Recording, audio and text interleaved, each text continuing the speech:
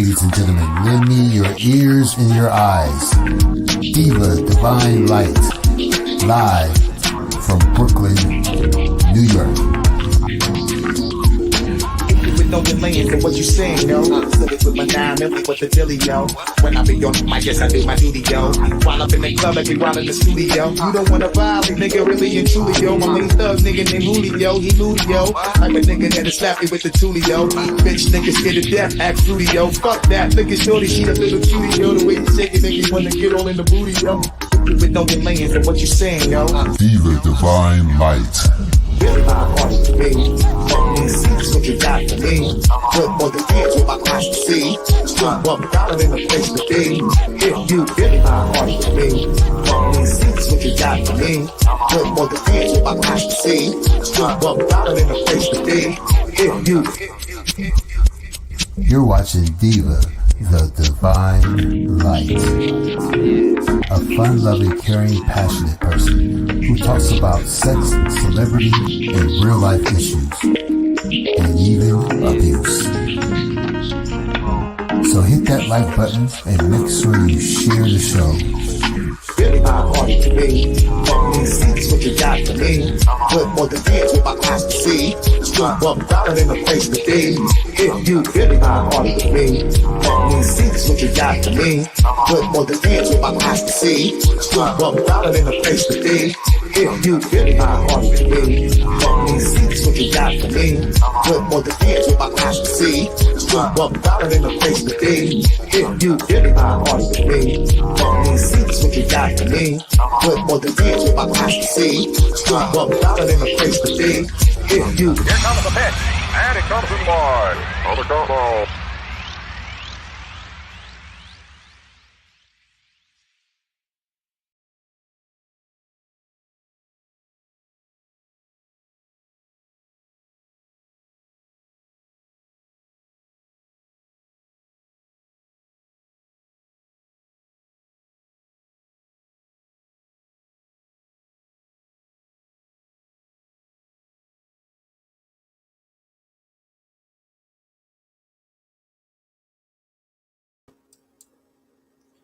Yo, what's up?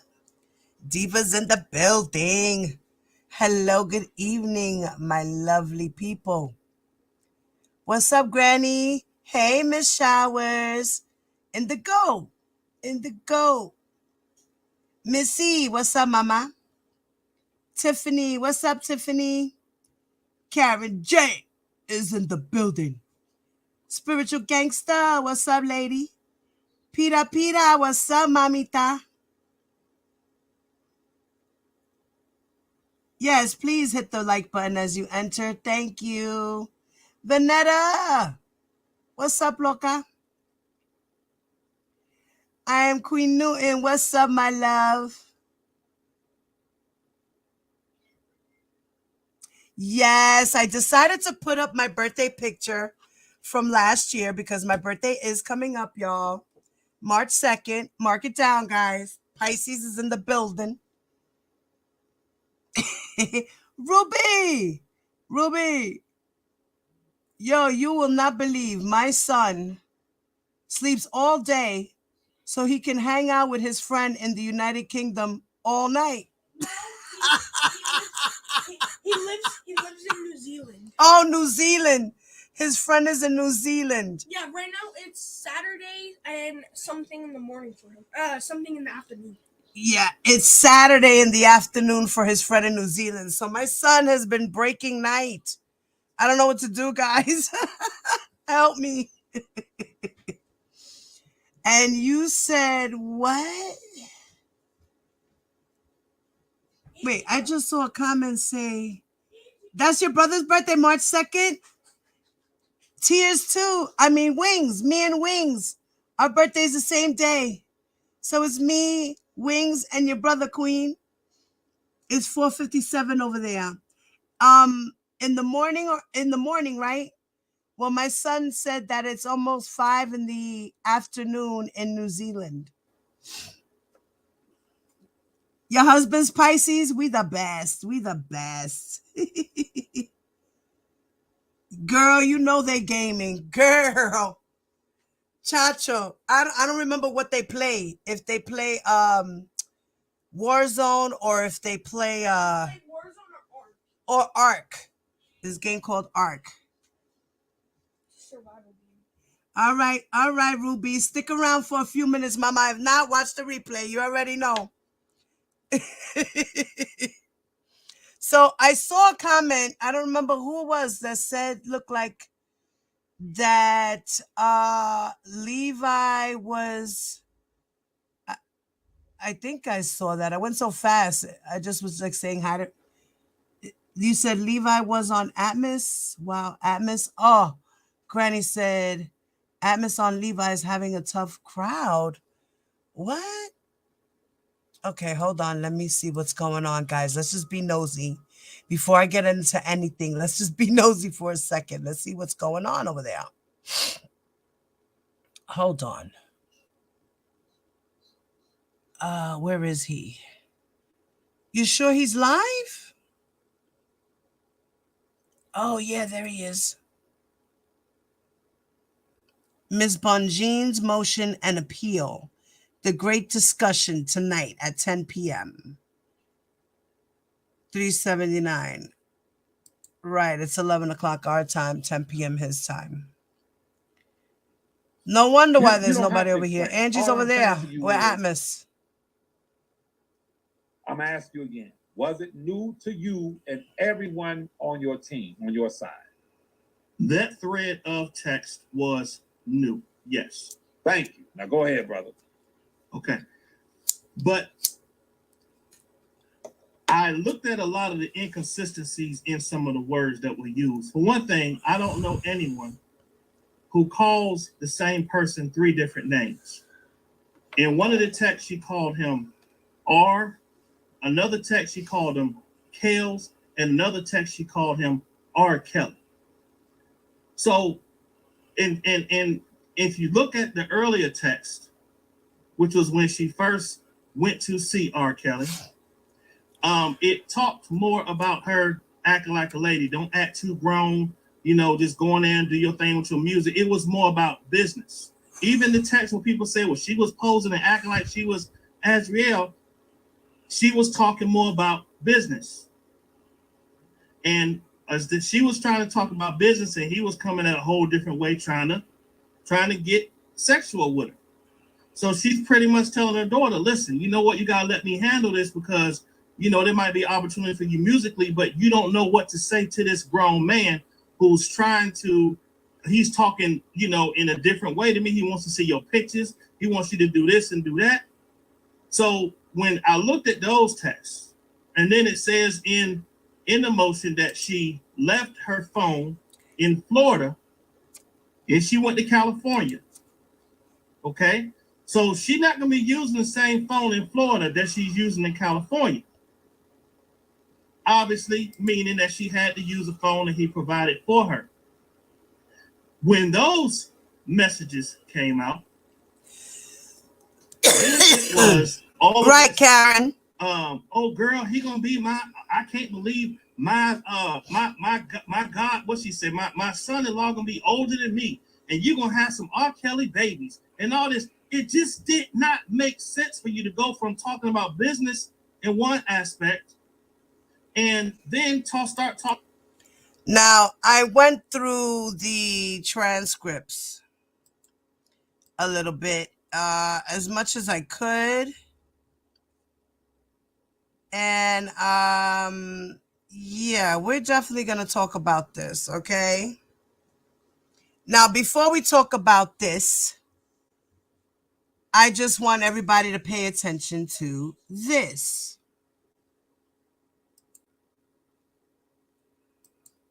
The parents of one of R. Kelly's live-in girlfriends say she is trapped in what they call a monstrous situation.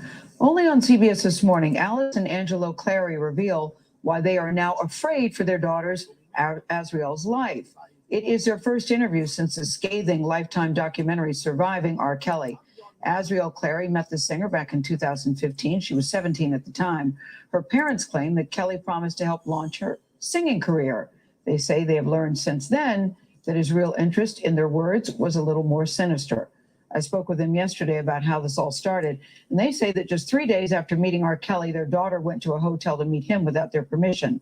They were furious and went knocking on hotel doors to find her.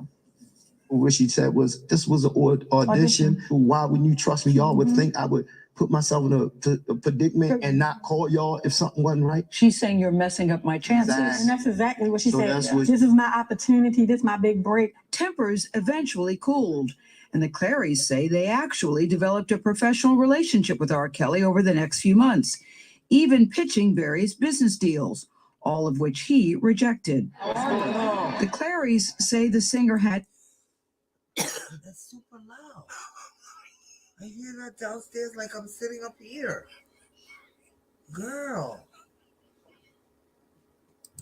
Crazy.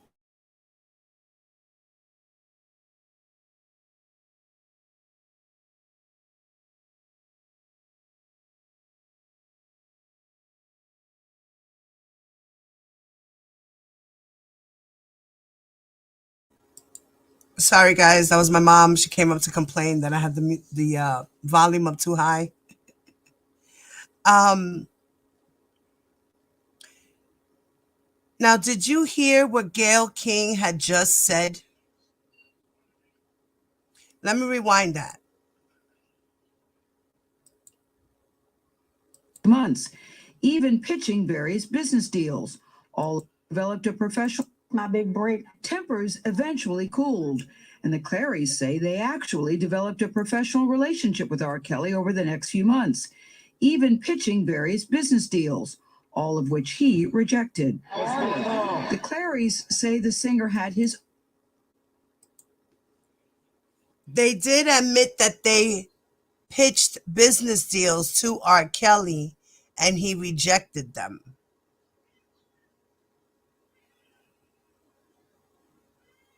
So they did come forward and say, yes, that they did try to developed some sort of relationship with R. Kelly. It wasn't really too much of a relationship, but they developed some sort of relationship with them personally, besides trying to pitch business for the girl and her music career. They also admitted that they did pitch a business deal to R. Kelly and he denied them.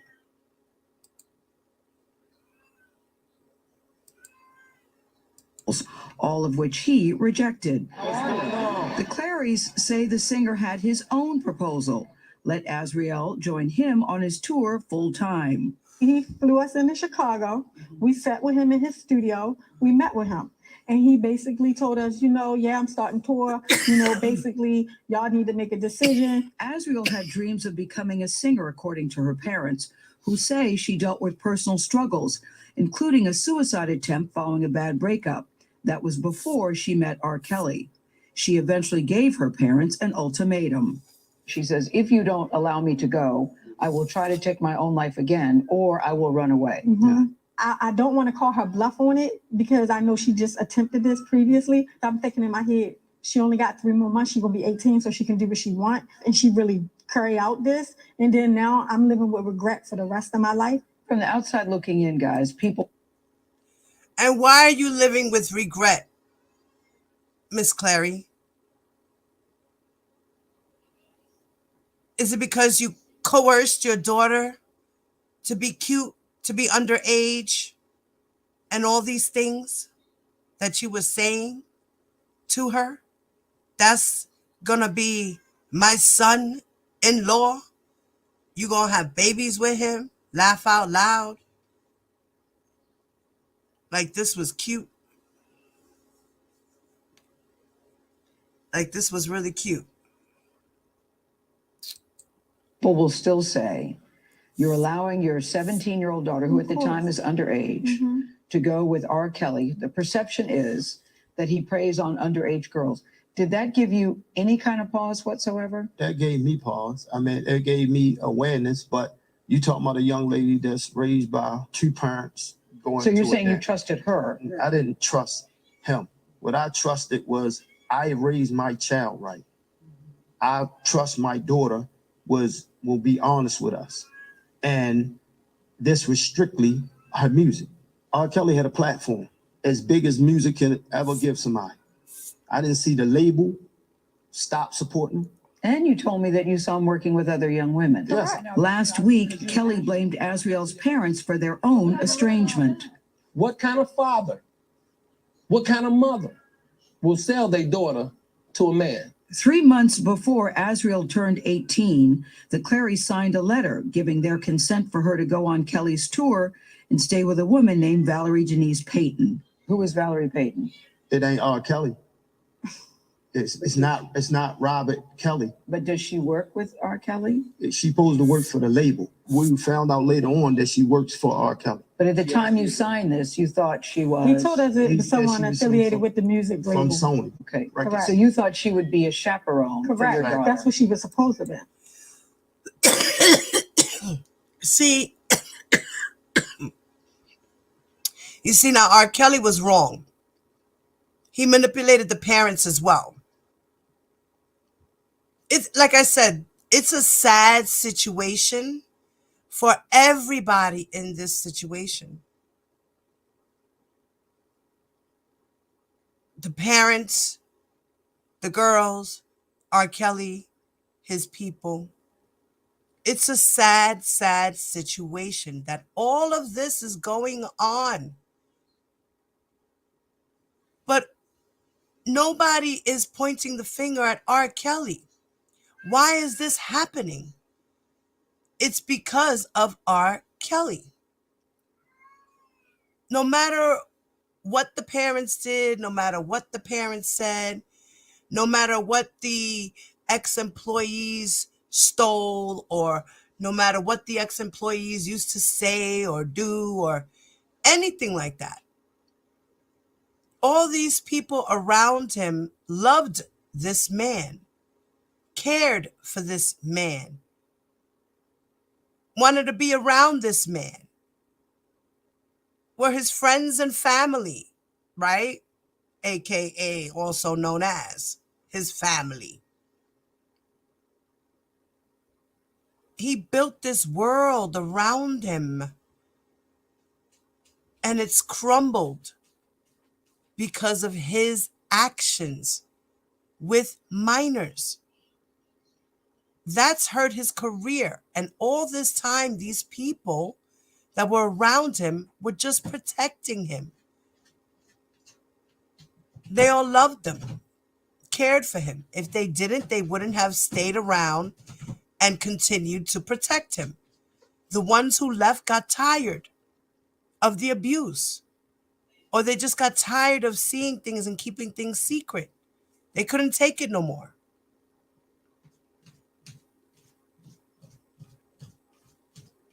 A lot of them at the end just jumped ship. They were just like, oh, hell no, I'm done with this. This guy is too much.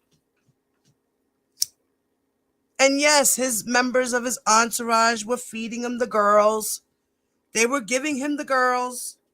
And they should all be sitting right there, right next to him, along with the other parents that we know of that coerced their daughters.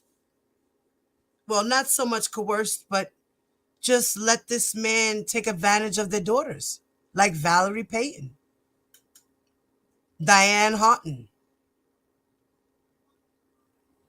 Rashana Landfair's mother, Valerie Landfair,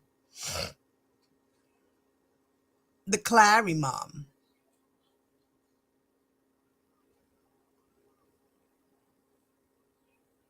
You know, like there's certain parents that should just be like in trouble for putting their children in harm's way.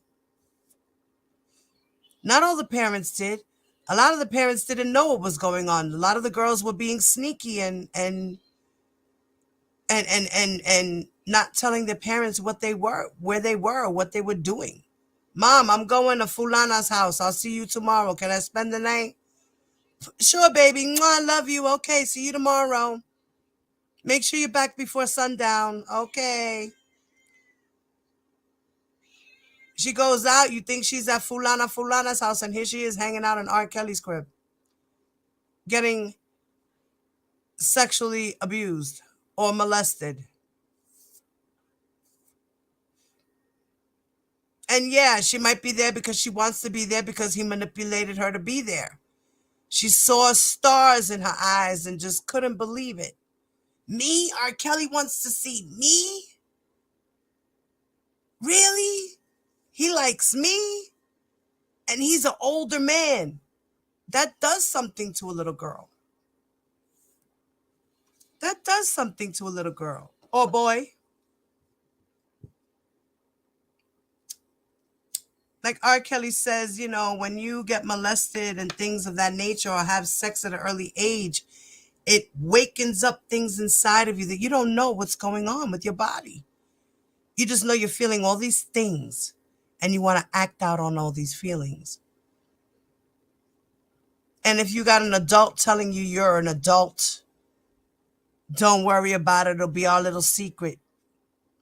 You just do what you're told.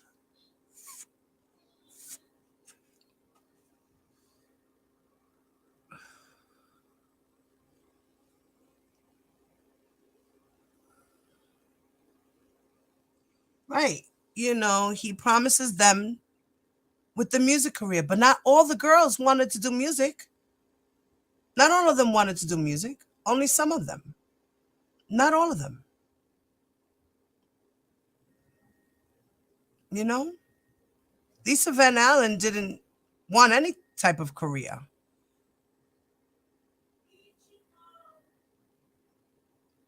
Rashonda Landfair didn't, she wanted a career. She made a career of herself, but it didn't go very far. Aaliyah, he helped Aaliyah, but that's because of Barry as well. It wasn't just all R. Kelly. Geronda Pace didn't have any aspirations of being anything in the industry. She didn't have any type of things or feelings of that nature. Lizette Martinez did. Tiffany, Javante, they did. Heather Williams didn't say nothing about her wanting to be a singer. He was just a girl he picked up at McDonald's. That other girl, Addie, she was at a concert just being a fan. You know? Not all of them wanted music careers.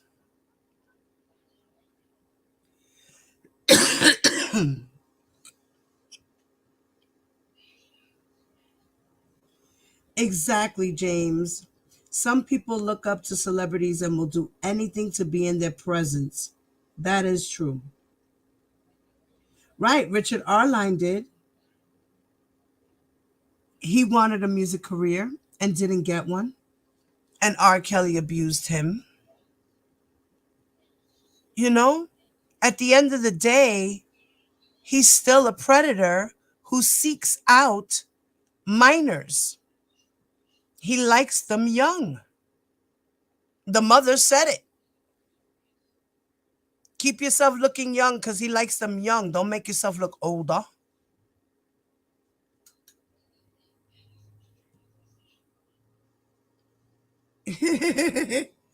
Robin, I just finished, babe. I just finished.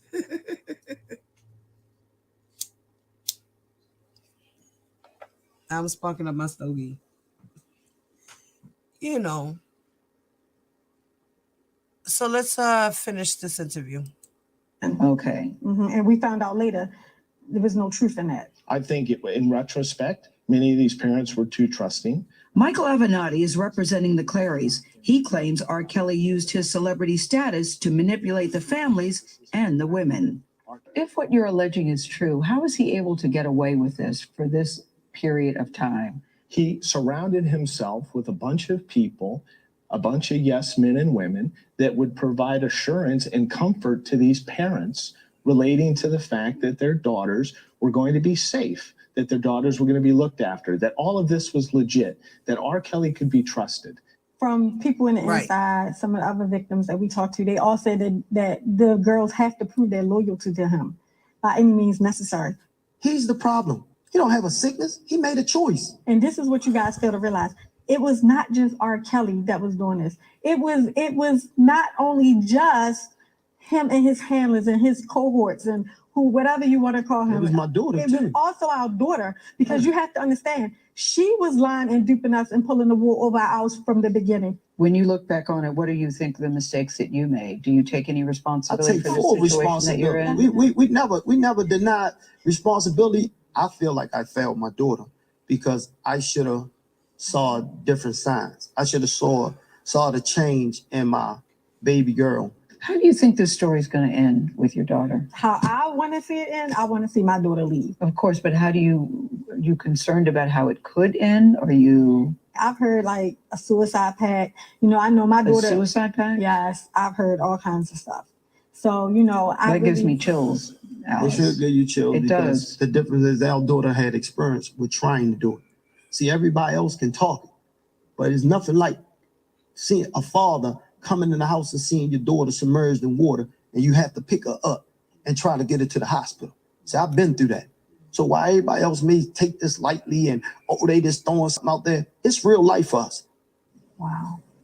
As you say, they're very concerned. You saw Jerika's piece. There was an anonymous call called into a hotline. The Chicago police yesterday, after this interview, the Chicago police went to investigate. They found that everybody was fine. And so for now, it's okay. But they, of course, are very worried. They say they have heard that their daughter tried to leave twice and she was brought back twice. That also concerns them. And as for Valerie Payton, the woman that we mentioned, the Clary said they've never met her. And CBS News has not been able to confirm what her involvement was with Azriel Clary. So there's a lot going on to this story. It keeps changing. Supposedly, there's going to be a reunion with the Clarys and their daughters and the Savages and their daughters this week. We will see. It reminds me what this story really is all about. He's a famous pop singer, an R&B singer, but the most important thing is the safety and security of girls. That's the most important thing, and the damage that he has done in terms of manipulating and abusing, allegedly, all of these girls. But I think parents also have to take responsibility too, which they are doing, saying that they would have made different decisions. Well, you can see how much pain they're in as well. I agree with that. Of course, at the end of the day, it's about the safety of the girls. And at the end of the day, they weren't really safe. They were not safe. They were being abused, and that's not feeling safe.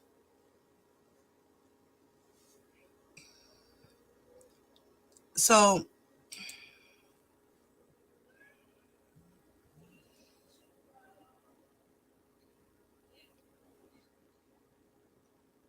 let me see here.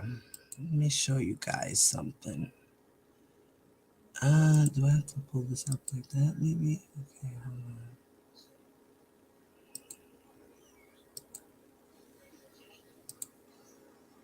on. Oh, okay. Hold on. I gotta figure out how to share this.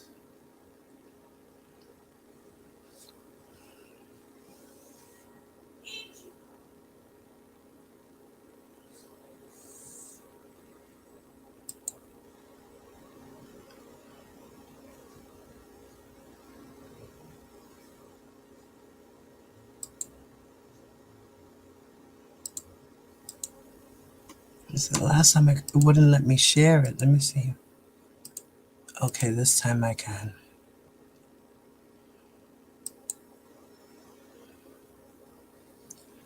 Okay, let me. Let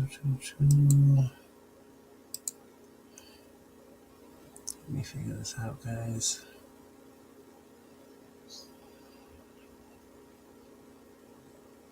Alright, I got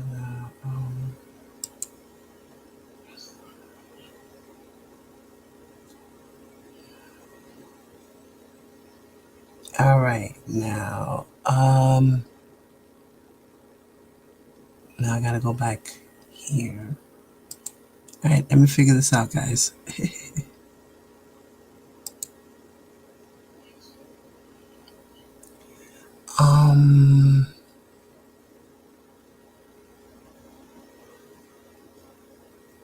Okay. Wait, but where is... What did I do with it? Hold on. Wait a minute. Oh, I didn't mean to do that. No.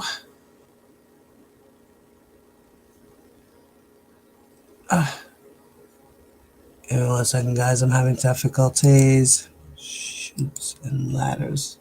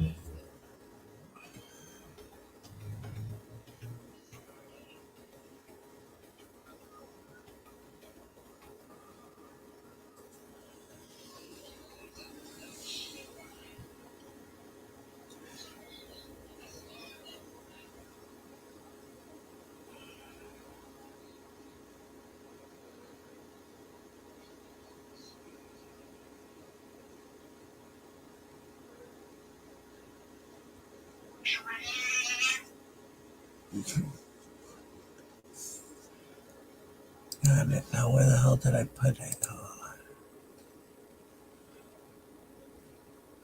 Wait. It's here. Download. Sorry. Find it.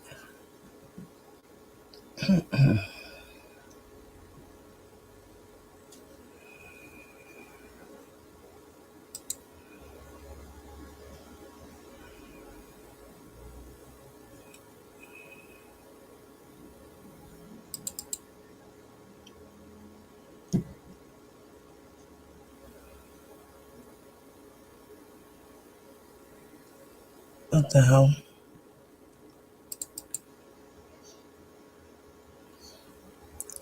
It's supposed to open. Why isn't that? Wait. Oh, I think this is it. Okay, yeah. That's what happened. Okay.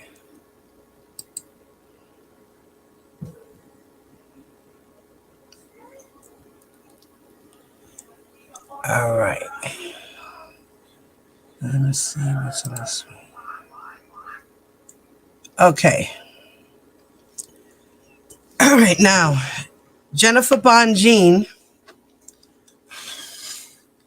as we all know, she put in 2 types of motions yesterday. And the second motion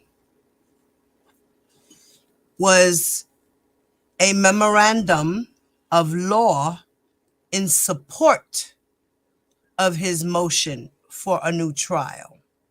So it's not the actual motion for a new trial. That's not it. This is not it. This is just a memo, okay, memorandum of the law supporting his soon to be put in motion for a new trial. Because the motion for the new trial will be Rule 33. The one that they put in earlier for the acquittal was Rule 29. That's what they put in for an acquittal. That's the rule that they had to use in order to draw up the motion by law. That's one of the laws that they used for an appeal, Rule 29. The next one is Rule 33.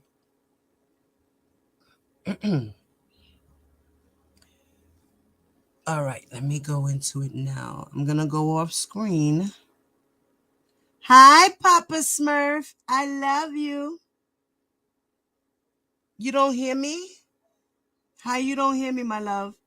Hey, everybody, say hello to Papa Smurf. That's my husband.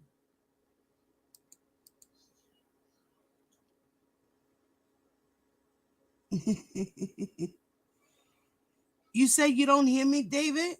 Y'all don't hear me? Give me a thumbs up if you hear me, guys.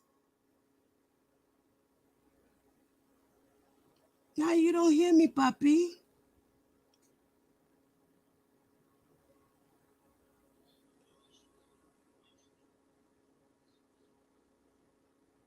David, you still in here? Okay, you guys hear me? Husband, hello, husband. Papa Smurf, where you at? He's in the train. Have a good one. Love you. Okay, he's on the train, so he's about to lose service. Okay, baby, I love you too, sweetheart. If you get a chance, if you still hear me, jump in the chat when you get out of the train. All right. All right, guys. All right, so now I'm going to go off the screen. Let me make sure my phone is in front of me. All right. You still here? I love you, baby. Throw some hearts in the chat for my husband, David, please. Just because I love him so. Hi, Ronnie. Hi, T-Bam. What's up, mommy? Hey, Tears. Tears came back. Rocking with the truth. What's up, mama? James. What's up, James? What's up, my brother? Tasha. What's up, mama? Wings. Okay, Tiffany. Okay. I said hello to everybody else. It's in here. Okay. Oh, I love you guys. Thank you so much. All right. So like I said, I'm going to go off screen. Let me do that real quick. Boom, boom. Go back to where I was. Here it is. Okay. All right. Now, as I said, this is a 22-page document that she had put in, which is good because Ms. Bonjean had put in her actual motion for the acquittal, and it was too long. And by the rule of the court of Ms. Donnelly, she expects you to do no more than 25 pages, and you have to make sure that you double space your sentences. So, yeah. So she has to, now what she has to do is shorten the motion from 65 pages to 25 pages and then resubmit it. And she has till March 20th, I think it is. I put the information on my community wall. If you guys get a chance, check it out. I put the info there. Okay. So like I said, this is not an actual motion for a new trial. Let's understand this, that this is not a new motion for a trial. This is just a memo speaking of the law that will be in support of the motion for a new trial. She has till the 24th of March to put in, the 20th of March to put in for the Rule 33 motion. And in the table of contents, she kept it short. She just has an argument and a conclusion. The introduction, the argument, and conclusion. Okay. Table of authorities is the case laws that she uses in her memorandum. Now, in here, she's arguing that the defendant, Robert Kelly, was denied effective assistance of counsel where his trial attorneys failed to conduct a meaningful voir dire of potential jurors and challenge unqualified jurors, some of whom had watched the inflammatory docuseries Surviving R. Kelly, or were familiar with prior accusations of sexual abuse of minors against defendant. Then it says counsel's objectively unreasonable performance during voir dire resulted in the impaneling of a jury that was neither fair nor impartial. So voir dire is the picking of the juries. When they pick out the jury selection. Okay? The second argument in this motion, in this memo, shall I say, it's a memo, talks about how the defendant, Robert Kelly, is entitled to a new trial where one of his trial attorneys labored under a disabling conflict of interest as a result of her simultaneous representation of the defendant and the government's star witness, Jane. That was imputed to the entire defense team.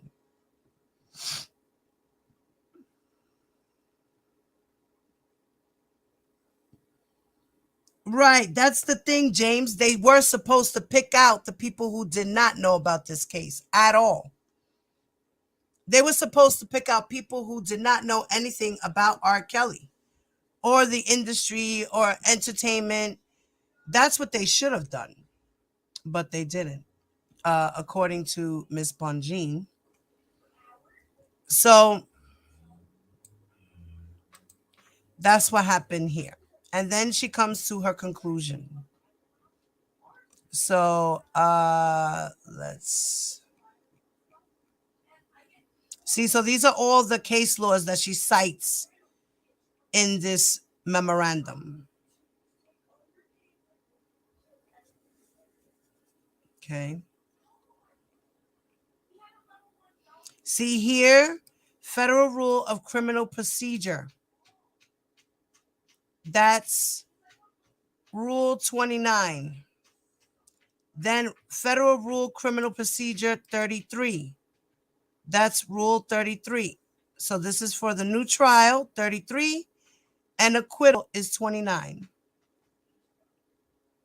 And here they have a Constitution provision which talks about the United States Constitution Amendment number 6.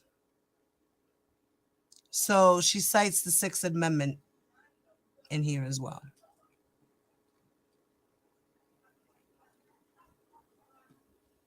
Okay.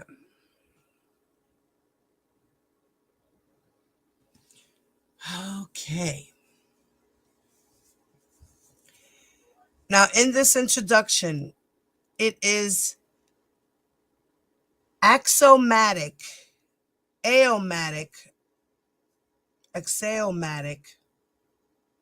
that a defendant is entitled to the effective assistance of counsel. U.S. Constitution Amendment 6. Incorporated in defendant's Sixth Amendment guarantee is the right to conflict-free counsel. Now, defendant was denied his Sixth Amendment guarantees in a number of ways, some of which are clear from the record, some of which are not. So in this complex RICO prosecution, defendant's legal team fell apart mere weeks before the commencement of trial. Now, the docket reflects that defendant's lawyers were unable to effectively represent defendant as a team. Energy, resources, and time that should have been devoted to preparing for trial were expended battling each other until Two of defendant's more experienced attorneys were granted leave to withdraw. Now, defendant was left with a disjointed, unprepared trial team and no singular defense strategy. The motion identifies two serious violations of defendant's Sixth Amendment constitutional guarantees that require a new trial and are apparent from the record. Specifically, defendant is entitled to a new trial where his trial team conducted no meaningful voir dire and acquiesced to the seating of jurors who were unqualified to serve on this jury. Defendant was also denied conflict-free counsel where his attorney, Ms. Becker, simultaneously represented one of the government's key witnesses. Now, these violations of defendant's Sixth Amendment rights are so serious as to demand a new trial without a showing of prejudice.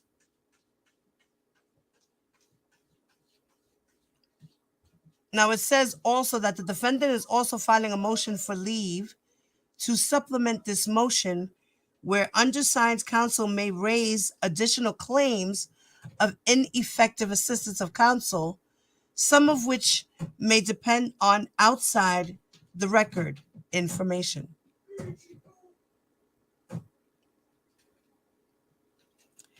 Now, with the legal standard, Federal Rule of Criminal Procedure 33 provides that upon the defendant's motion, the court may vacate any judgment and grant a new trial if the interest of justice so requires. So, unlike Rule 29, Rule 33 confers broad discretion upon a trial court to set aside a jury verdict and order a new trial to avert a perceived miscarriage of justice, but such discretion should be exercised sparingly.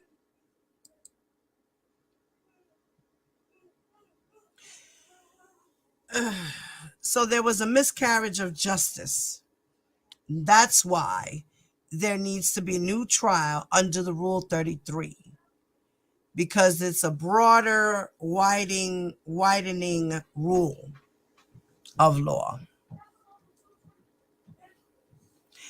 Now, the argument says that the defendant was denied effective assistance of counsel where his trial attorneys failed to conduct a meaningful voir dire of potential jurors and challenge unqualified jurors, some of whom had watched the inflammatory docuseries Surviving R. Kelly, or were familiar with prior accusations of sexual abuse of minors against defendant. Now, counsel's objectively unreasonable performance during voir dire resulted in the impaneling of a jury that was neither fair nor impartial. Now, as United States Supreme Court Justice Black stated in Michael, another case, it says that in this case, it says that it is difficult to it's difficult to conceive of a more effective obstruction to the judicial process than a juror who has prejudged the case. That is because due process means a jury capable and willing to decide the case solely on the evidence before it, and a trial court ever watchful to prevent prejudicial occurrences and to determine the effect of such occurrences when they happen. And then they cite another one, Smith versus Phillips. And in this one, it's that the United States Supreme Court observed the right to a jury trial guarantees to the criminal accused a fair trial by a panel of impartial and indifferent jurors. This is true, regardless of the heinous of the crime charge, the apparent guilty of the offender, or the station in life which he occupied. A juror who has formed an opinion cannot be impartial. Rule 24 of the Federal Rule of Criminal Procedure governs voir dire in criminal trials. The rule provides that if the court examines jurors, it must permit the attorney for the parties to A, ask further questions that the court considers proper, or B, submit further questions that the court may ask if it considers them proper.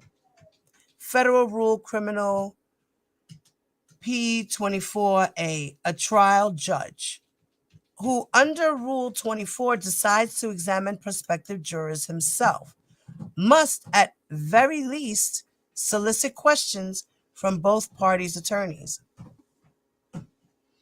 So the judge has something to do with the decision as well, according to Rule 24. So she must at the very least, solicit questions from both parties.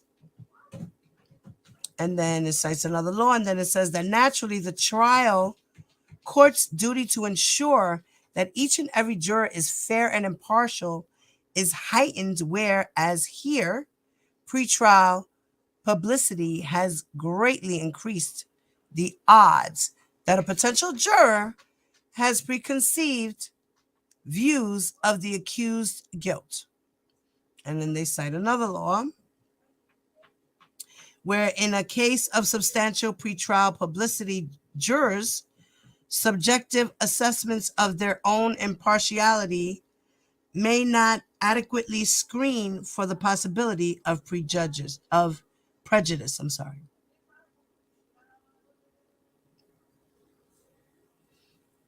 Okay.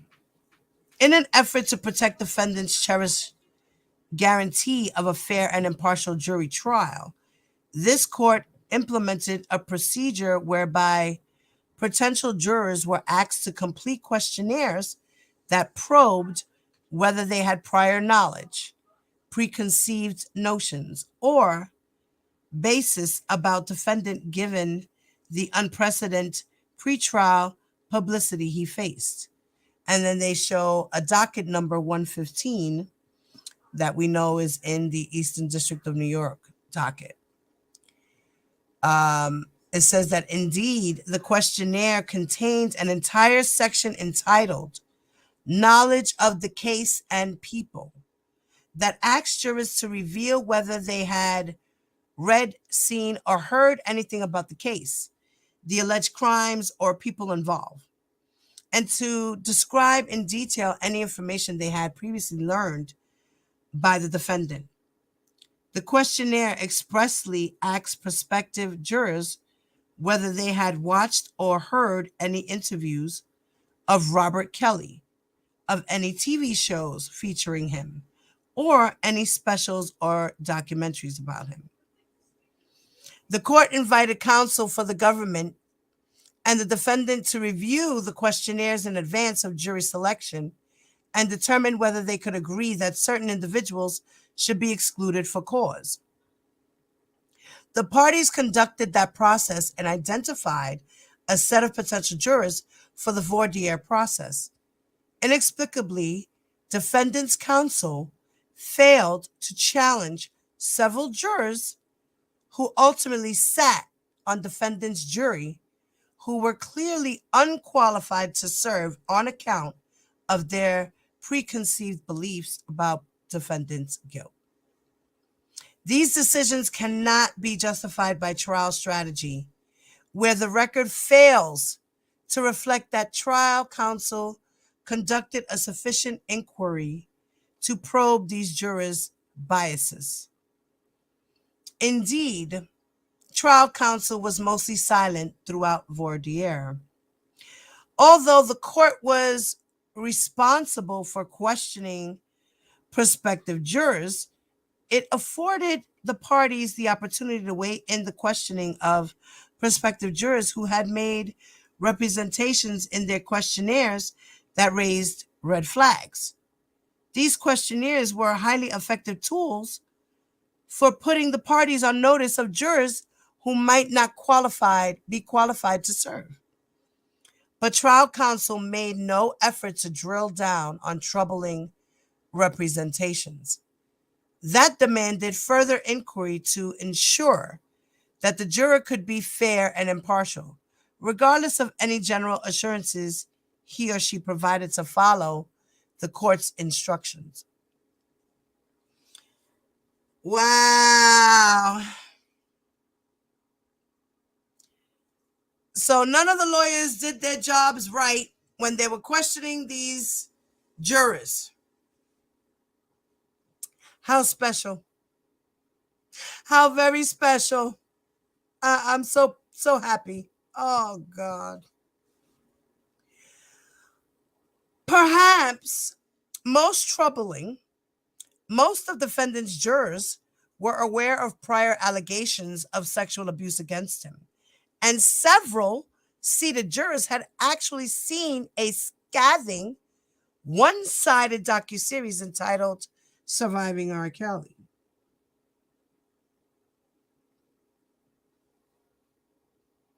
That portrayed defendant as a serial predator and included interviews with many of the government's witnesses, albeit outside the adversarial process.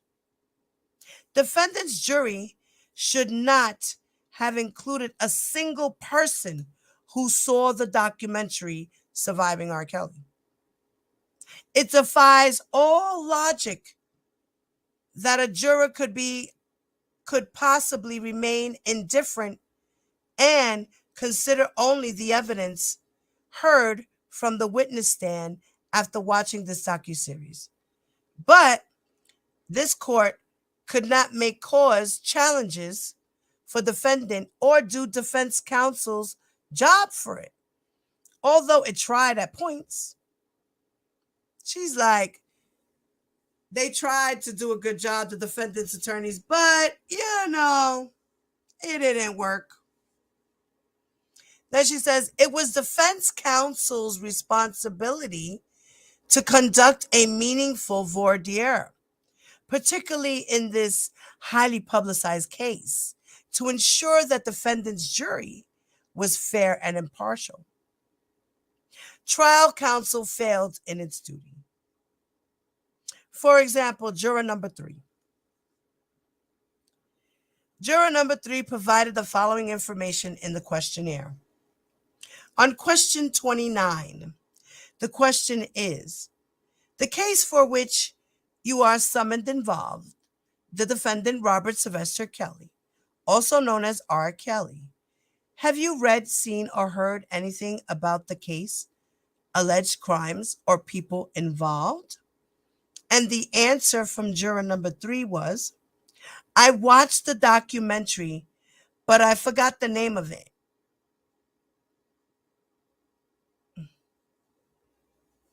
Really? Question number 30. Have you read, seen, or heard about Robert Kelly, also known as R. Kelly? And his answer was, yes, entertainer. I heard that he has been sleeping with underage girls. Lord. Question number 31. Have you watched or heard any interviews of Robert Kelly or any TV shows featuring him or any specials or documentaries about him? He said, yes. Question. What were your general impressions? I saw a documentary about him and his legal troubles. I don't know the full story, so I have no feelings and remain impartial. Question number 91. Do you know anything about the Me Too movement? His answer was, yes, it's a movement that seeks justice for rape victims 25 to 30 years after the fact. And why did they keep this guy? Why?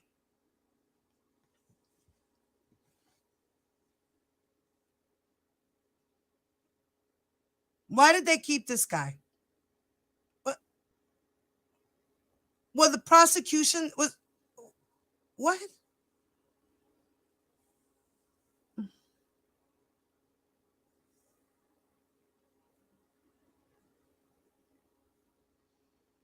Oh, wow. Wow. That's fucking bananas.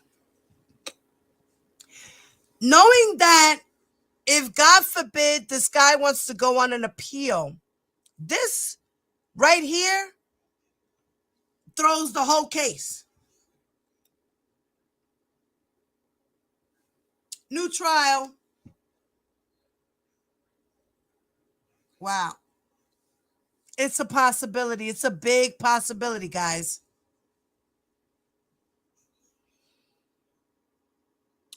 Now it says, trial counsel did not ask the court to question the juror further about his responses to these questions or to determine whether the juror could truly serve as impartial and unbiased juror in light having seen the salacious and highly prejudicial docuseries. Not a single question was asked of the juror about his impressions of the documentary, nor did counsel ask the court to inquire about what information he learned about defendant's prior legal issues or his reputation for sleeping with underage girls. The judge didn't even say anything. Oh, Lord. I'm just seeing this motion for the first time, so this is, yeah. Not a single question was asked of the juror about his impressions of the documentary, nor did counsel ask the court to inquire about what information he learned about defendant's prior legal issues or his reputation for sleeping with underage girls. Frankly, anyone who had seen the docuseries should have been automatically removed for cause. Juror number 4 revealed in the questionnaire to question number 39.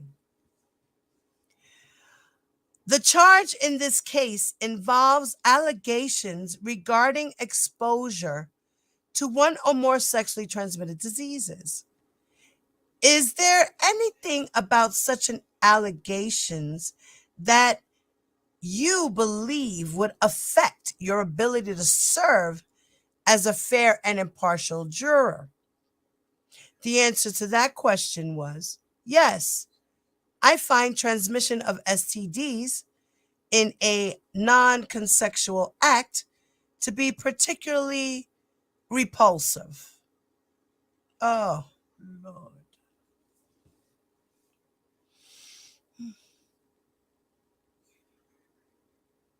Then the juror's next question was, have you ever known anyone, including yourself, who was the victim of a sexual assault, other assault or homicide, or other act of violence that required medical treatment or counseling?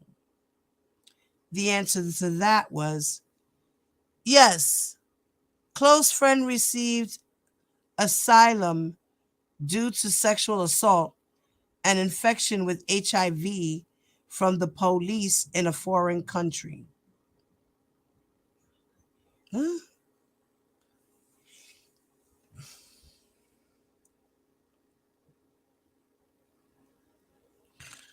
Question number 78. Which publicly known person do you least admire? And the answer to that question was Jeffrey Epstein. Are you kidding me? Are you kidding me? OMG. That's 2 jurors. 2. I hope there's not more. Please don't let there be more. Although the court generally asks whether anything the juror read would affect his or her ability to be fair and impartial in the case, the juror replied, "Not that I know of."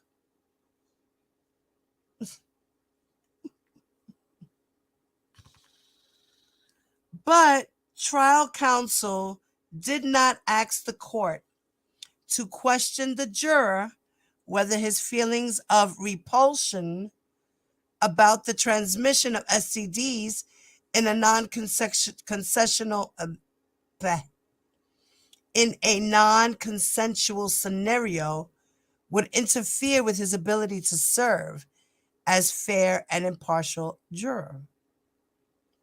No conceivable reason exists for failing to inquire further about the juror's feelings about the transmission of STDs in non-consensual circumstances, where the government charged the defendant with precisely that act.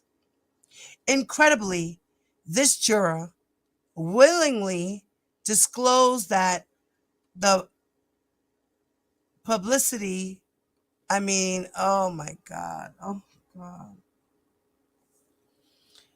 Where the government charged the defendant with precisely that act, incredibly, this juror willingly disclosed that the publicly known person he least admires is Jeffrey Epstein, an accused pedophile, just like the defendant.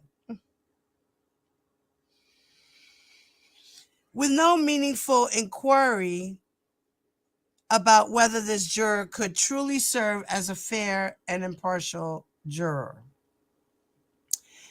the juror was seated. Juror number 5 disclosed the following in his or her questionnaire. Question number 31 was, have you watched or heard any interviews of Robert Kelly or any TV shows featuring him or any specials or documentaries about him? The person said, juror number 5 said, yes, I did. I did. The next question was, what were your general impressions? The answer was, he loves underage girls. Yes, he does. Yes. We all know he do. Yes. Mm-hmm. Question number 32 had asked, so from what you have seen or heard, do you have a general impression of defendant?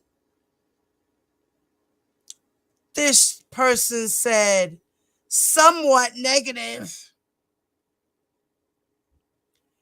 And the government, I don't understand. I am so confused. Why did either side let this happen, including the judge? You got to be kidding me. This cannot be real life. Really? Oh, Lord.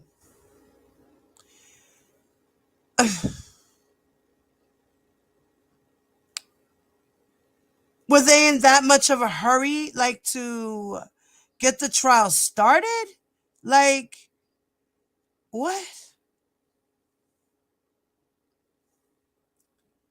Question. The next question was, I'm just so stunned right now. I'm stunned right now. The next question is, why do you feel that way? And the person said, the allegation that related he was sleeping with underage girls, minors. You know. Oh. You would think that these people would be more on top of that shit, more professional. Like, really? Wow. Although the court asked the prospective juror general questions about her ability to put aside other things she might have heard, when asked if he or she could be fair, the juror indicated that he or she would give it a shot. Oh, Lord. What?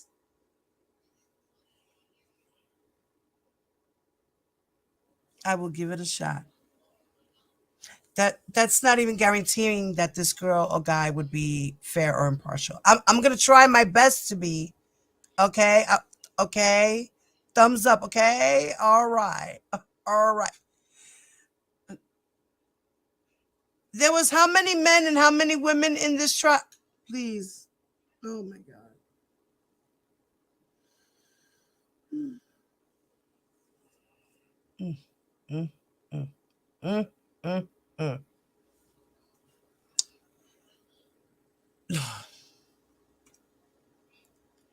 The court reminded the juror that he or she had to be certain that she would consider only evidence offered at trial, and the juror acquiesced.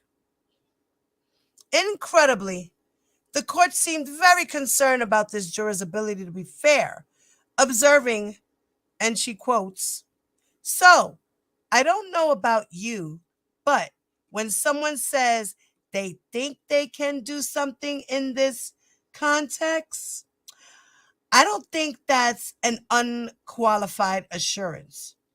And I don't know what the party's position is on that. I think I pushed her pretty hard on it. And we still ended up with, I think so. Let me hear from the government if you have a position on that." Okay, so the judge said, listen, I don't think you should keep this person, but let's hear from you. I need a mic. What? Here, you can use it for now. Go. For now. For now. Okay. Give me a second. For now.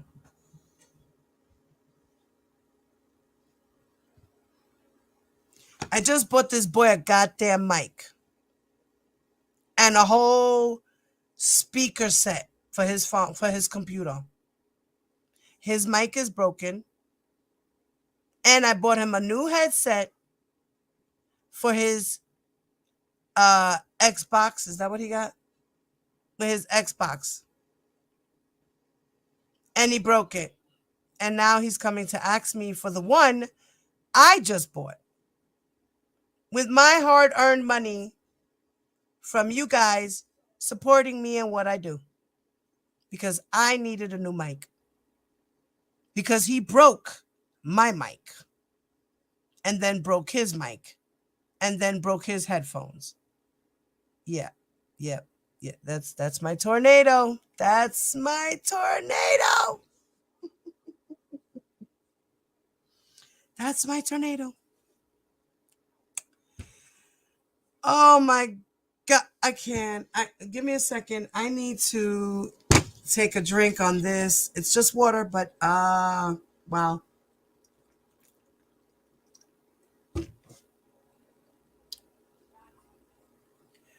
Wow. Then she continues to say that, not surprisingly, the government was confident that the juror indicated she could be fair. The court still expressed doubts. Inexplicably, trial counsel agreed with the government and the juror was seated. To be blunt, defense counsel agreed to the seating of a juror who not only watched Surviving R. Kelly, but concluded that defendant loves underage girls. Oh wow. She's like, listen, I'm gonna be real transparent right here, right now, okay? His defense team sucked too. It wasn't just the prosecution and the judge, his team too.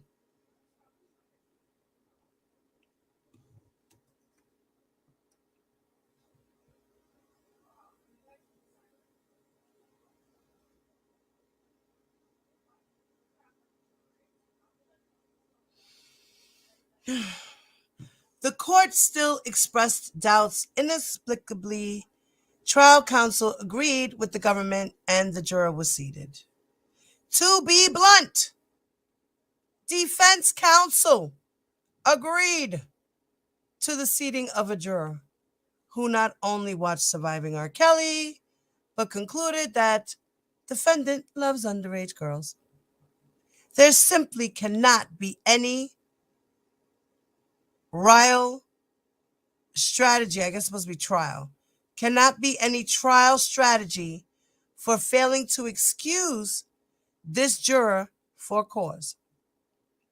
Had trial counsel challenged this clearly unqualified juror, the court seemingly would have struck him or her for cause.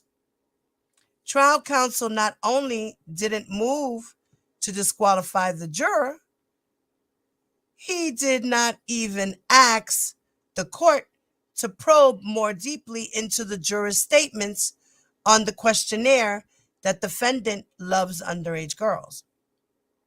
Then juror number 7 also revealed in his questionnaire that he had heard about the case and the alleged victims. Trial counsel did not ask the court to question the juror further about what he heard specifically or where he heard it. The court merely asked the juror whether he could put aside what he heard and rely on the evidence presented in the case.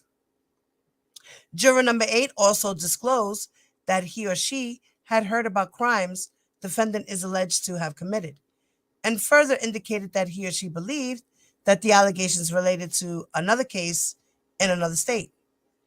Again, trial counsel failed to probe what precisely the prospective juror had heard or conduct a meaningful inquiry into whether she could be fair given what she had heard. Juror 9 also indicated that she knew that defendant had issues with the law, but could not say exactly for what. She also described the Me Too movement as the power structure of the male-dominated industry has been turned on its head. Again, trial counsel did not ask the court to question this juror about any details she may have heard about defendant's issues with the law. Nor did he ask the court inquire about the defendant's views concerning the Me Too movement and role in changing power dynamics in the male-dominated movie industry. Juror number 11 similarly disclosed that he or she saw the case mentioned on the news when he was first being investigated, and that she had read or seen that he had allegations of misconduct lodged against him. Shockingly, trial counsel did not ask the court to follow up on any of these important revelations. to determine whether this juror was qualified. Juror number 12 offered several concerning answers in response to the questionnaire. Question number 29. Have you read, seen, or heard anything about the case and the alleged crimes or people involved? She answered yes. The next question was describe in detail what you recall reading, seeing, or hearing about, etc.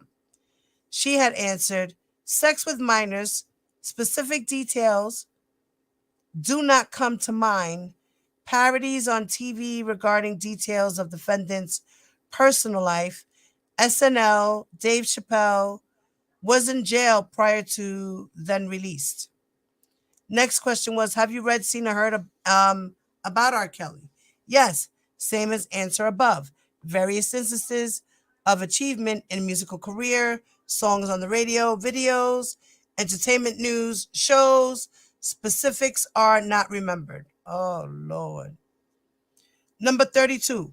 From what you have seen, read, or heard, do you have a general impression of the defendant? She said somewhat negative. Next question was why? Answer was, I really never cared one way or the other regarding the defendant. The somewhat negative impression is an emotional one impacted by the nature of the charges against him. Question number 91. Do you know anything about the Me Too movement? Answer. Entertainment industry-led movement encouraging when to come forward and name their accusers. Associate with accusers of Harvey Weinstein. Various news articles and TV news segments. OMG, man.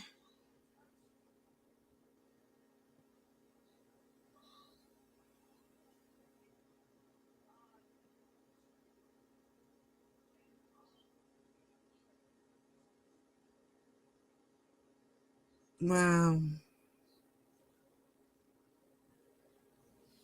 That's crazy. I'm just stunned right now.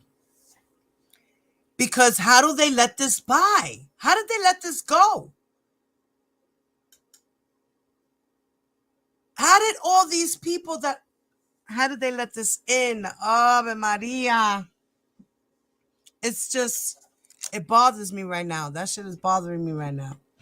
This is affecting me right now. This is very troublesome for me right now. Like the text messages from yesterday was trouble. It was just very hard to hear that. And then I heard it again today and cried some more. Like, So the trial counsel questioned the juror about his or her ability to be fair and obtained assurances from the juror that he or she could. But trial counsel did not bother to ask the court to inquire about the juror's reference to defendant's personal life, sex with minors, or Dave Chappelle's SNL skit, which referenced prior allegations against defendant of videotaping a sexual encounter that depicted him urinating on a minor, a crime for which he was prosecuted, although not convicted. It is beyond comprehension that the trial counsel would not have sought to inquire further of this juror about his prior knowledge about allegations against defendant, or press whether he could truly be fair given the information with which he came to the jury. Nearly all of the alternative jurors admitted that they were aware of allegations of sexual abuse against defendant. In fact, one of the alternative jurors stated, and I quote, "No, there have been accusations related to this for quite some time. I think defendant was married to Aaliyah, who was underage at the time." And further admitted that she had seen defendant's interview with Gayle King, in which he stood up and yelled to defend himself. Oh, Lord. Although defense counsel indicated that he intended to challenge this alternate for cause, no motion was formally made, and the alternate remained on the jury. Critically, alternate jury number 4 revealed that she was aware that the defendant was married to Aaliyah when she was young, but claimed that she had not really heard much about the case and assured the court she could be fair. Again, trial counsel had no follow-up questions for this alternate juror. Notably, this juror apparently was familiar with well-known Me Too lawyer Gloria Allred, who represented some of the government's witnesses, and asked if she could get Allred's autograph in the middle of trial. Oh, Lord. They brought up the chick who got the fucking autograph. I'm done.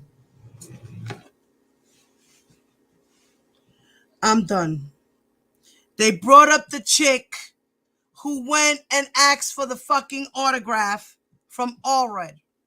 I am done. Give me a second.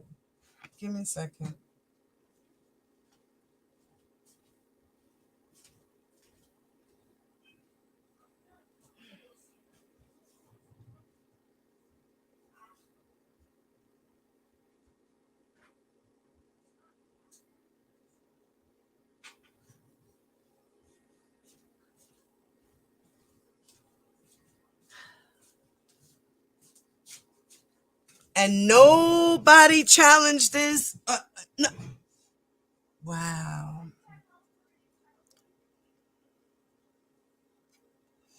I'm going to find that video again that I had talking about the voir dire and the process. I'm going to find it because I cannot believe this crap. Defendant had no chance to defend himself, where most of the jurors in his case were fully aware of his prior legal issues. Some had watched the damning docuseries Surviving R. Kelly, and many seemed to accept that he was known for abusing minors. Frankly, everyone in the courtroom seemed to accept the defendant's jury would be prejudiced against him, and made virtually no effort to empanel a truly unbiased jury. Although the court generally asks jurors about their ability to be fair, it was counsel's job to elicit as much information as possible to determine whether the juror could actually be fair. As stated previously, in a case of substantial pretrial publicity, jurors' subjective assessments of their own impartiality may not adequately screen for the possibility of prejudice. Voir dire plays a critical function in assuring the criminal defendant that his Sixth Amendment right to an impartial jury will be honored. As early as 1895, the Supreme Court in Connors v. United States explained that an adequate voir dire is essential to ensure that prospective jurors will be free of bias or prejudice and will perform their duties impartially. The primary purpose of the voir dire is to make possible the impaneling of an impartial jury through questions that permit the intelligent exercise of challenges by counsel. Defendant received ineffective assistance of counsel where his trial counsel failed to conduct any meaningful voir dire of prospective jurors to ensure they were free of bias or prejudice. Counsel also failed to challenge jurors who were clearly disqualified from serving, including those who had seen the highly prejudicial documentary Surviving R. Kelly. To prevail on a claim of ineffective assistance of counsel, a defendant must demonstrate both that his attorney's representation was unreasonable under the prevailing professional norms, and that there is a reasonable probability that, but for counsel's unprofessional errors, the result of the proceedings would have been different. Trial counsel's performance was unreasonable under prevailing professional norms, where he failed to question clearly biased jurors about the extent of their knowledge about defendants' prior legal issues, allegations of sexual abuse, and their feelings about the documentary Surviving R. Kelly. An attorney cannot make an intelligent decision about whether to challenge a potential juror for cause or whether to exercise the defendant's preemptory challenges without properly questioning potential jurors to learn of potential biases in this case. Numerous jurors divulged that they had prior biases from having learned information about defendant through other sources prior to the jury selection process. Their own subjective assurance that they could be fair was not sufficient to ensure that they did not harbor beliefs or preconceived ideas about defendant's guilt.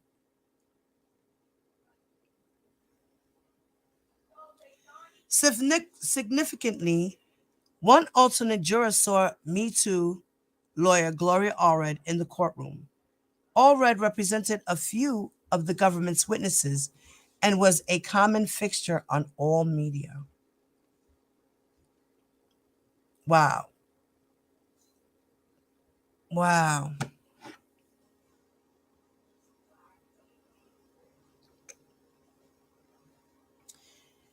And, it's crazy. Let me see what you guys are saying here.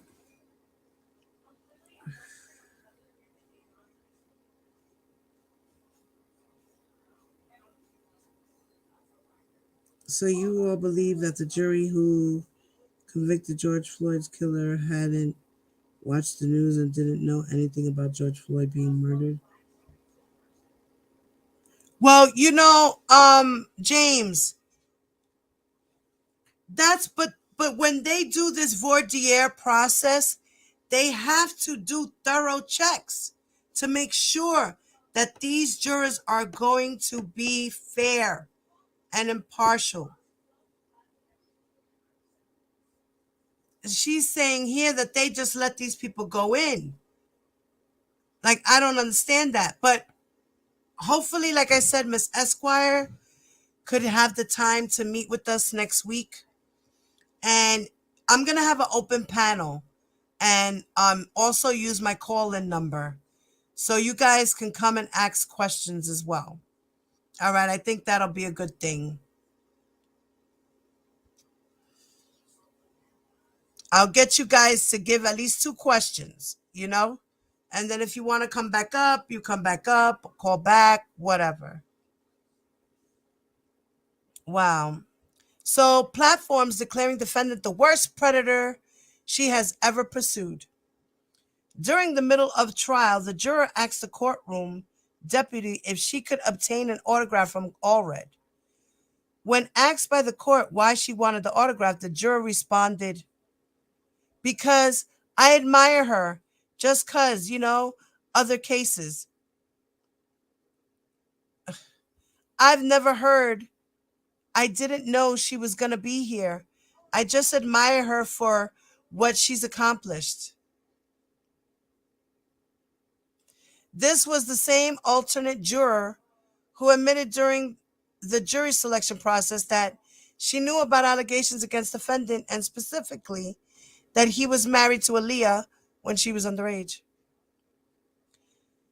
Trial counsel belatedly sought to remove the juror, stating, "I can't think of anything more disqualifying than a juror asking for the autograph of one of the attorneys who represents one of the witnesses.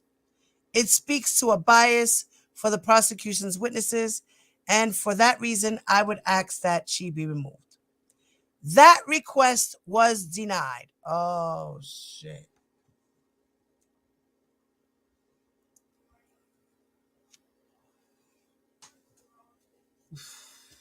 Are you kidding me?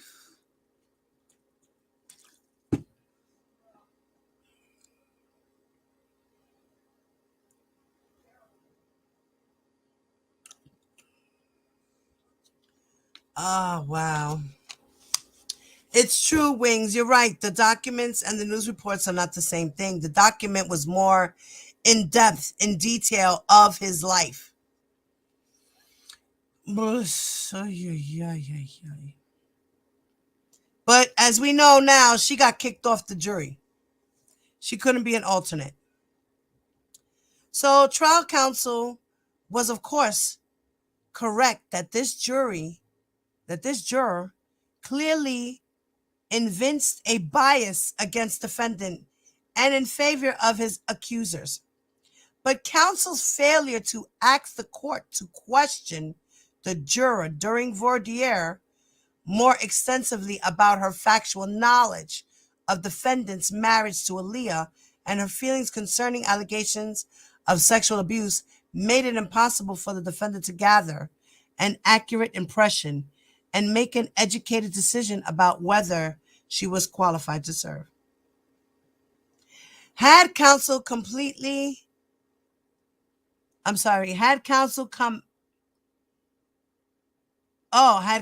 competently questioned this juror, he likely would have learned information that revealed the bias consistent with her request to obtain an autograph from Allred, a woman she admired who called defendant the worst predator she has pursued.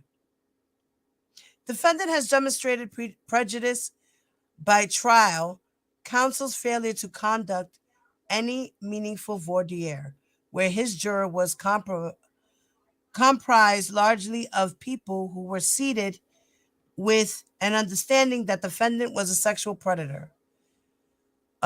Because defendant cannot possibly prove the likelihood of success of his case was heard by a fair and impartial juror, prejudice must be presumed.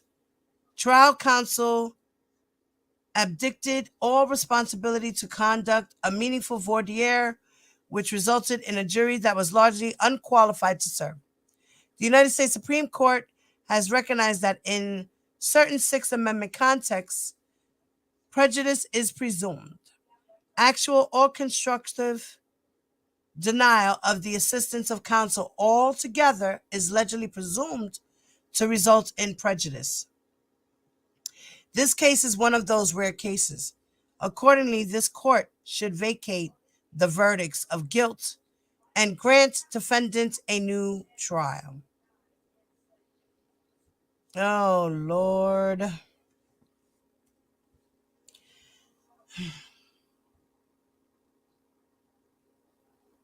Good night, James.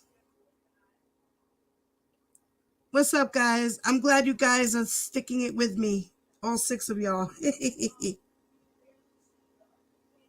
They just said pass or what? Like, really, like, wow.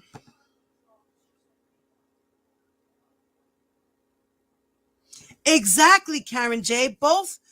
This is what she's complaining about. That they were all unprofessional, including the judge.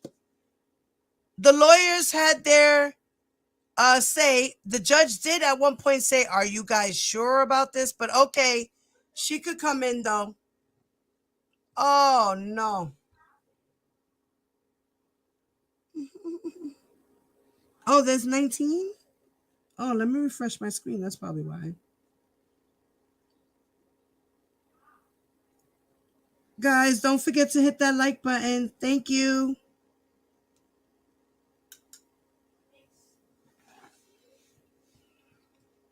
Okay, so now,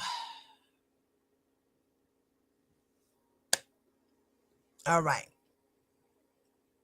These last few pages here has to do with the defendant, where one of his attorneys labored under a disabling conflict of interest as a result of her simultaneous representation of the defendant and the government star witness Jane that was imputed to the entire defense team. Now,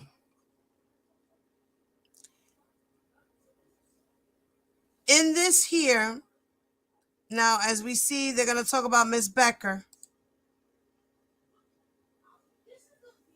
Now, she was mentioned in the Crucio hearing.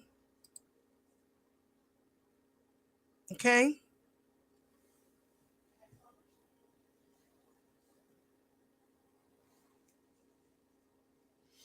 Right. They can't use this, Wings.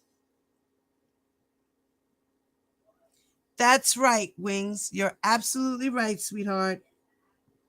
Yes, ma'am. Yes, ma'am. So, here,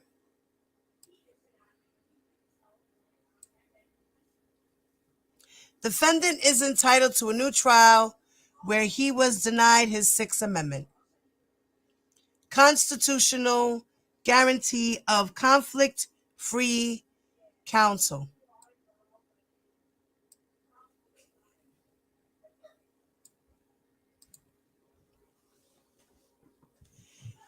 Now it says that mere weeks before the commencement of trial, it was discovered that one of defendant's attorneys, Miss Becker, may be suffering from a conflict of interest because of her prior representation of the government's key witnesses, Jane. Consistent with its obligations, the court conducted a Crucio hearing and concluded that Ms. Becker had entered into an attorney-client relationship with Jane while she was representing defendant.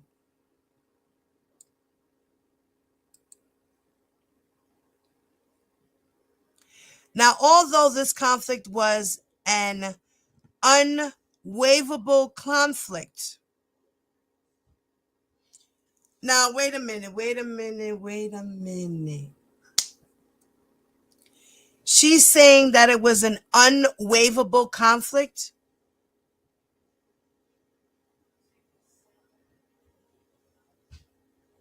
The court permitted defendant to waive it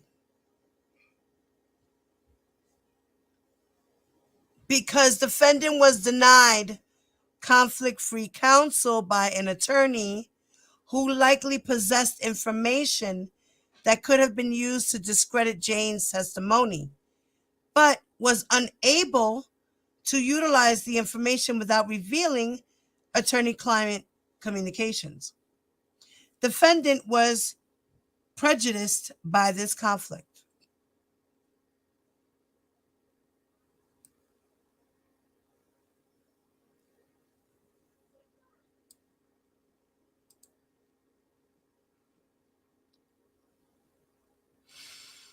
The Sixth Amendment mandates that in all criminal prosecutions, the accused shall enjoy the right to have the assistance of counsel for his defense. U.S. Constitution Amendment 6.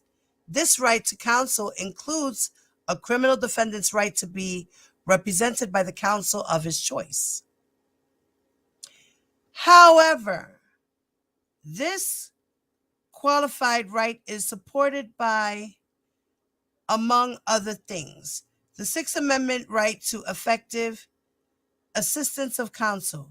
A defendant's Sixth Amendment right to effective assistance of counsel includes the right to representation by conflict-free counsel. A per se conflict of interest exists.